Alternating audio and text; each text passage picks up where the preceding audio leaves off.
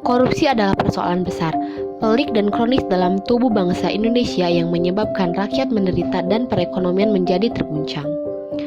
Korupsi dapat terjadi karena adanya pengabaian terhadap 5 sila Pancasila.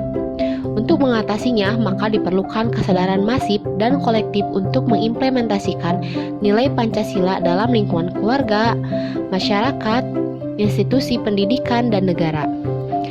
Unsur strategis ini dapat memainkan perannya, baik dalam fungsi pencegahan maupun penindakan tindakan pidana korupsi.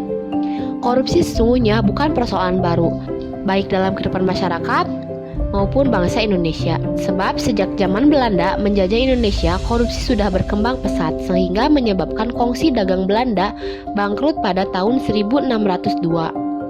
Ketika Indonesia memperoleh kemerdekaan, persoalan korupsi belum juga selesai, mengikat karakter dasar manusia yang tidak pernah puas. Sehingga meski sudah memperoleh kedudukan tinggi, ketika ada peluang melakukan korupsi ditambah sistem hukum yang lemah menyebabkan korupsi masih berkembang pesat. Maraknya kasus korupsi di Indonesia tentunya sangat menyakitkan, sebab korupsi sudah merobek cita-cita pendiri bangsa. Korupsi melanggar tujuan atau cita-cita negara yang secara definitif dituangkan dalam alinea 4 pembukaan Undang-Undang Dasar 1945 yang meliputi melindungi segenap bangsa dan tumpah darah Indonesia, memajukan kesejahteraan umum, mencerdaskan kehidupan bangsa, dan ikut menjaga ketertiban dunia berdasarkan kemerdekaan, perdamaian abadi, dan keadilan sosial.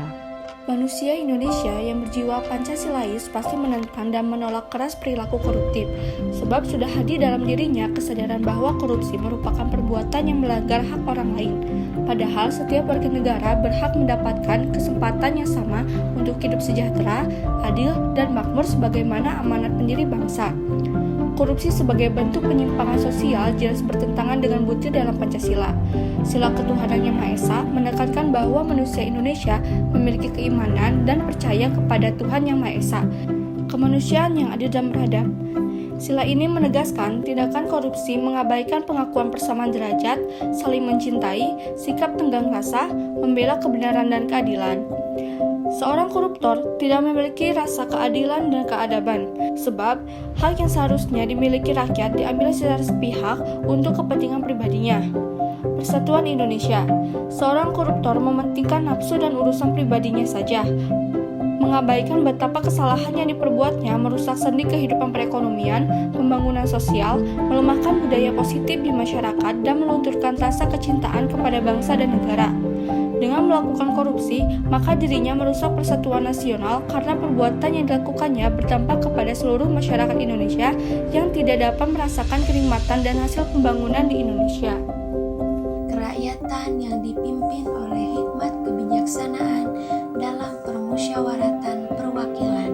Munculnya perilaku korupsi, khususnya di kalangan parlementer, jelas menabrak sila keempat.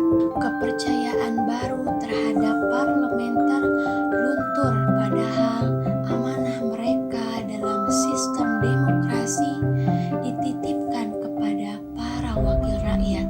Keadilan sosial bagi seluruh rakyat Indonesia.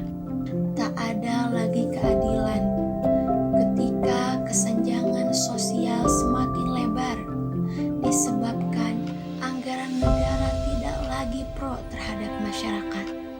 Kepentingan umum terganggu akibat tidak selesainya pembangunan dikarenakan dana pembangunan tertahan di tangan para koruptor.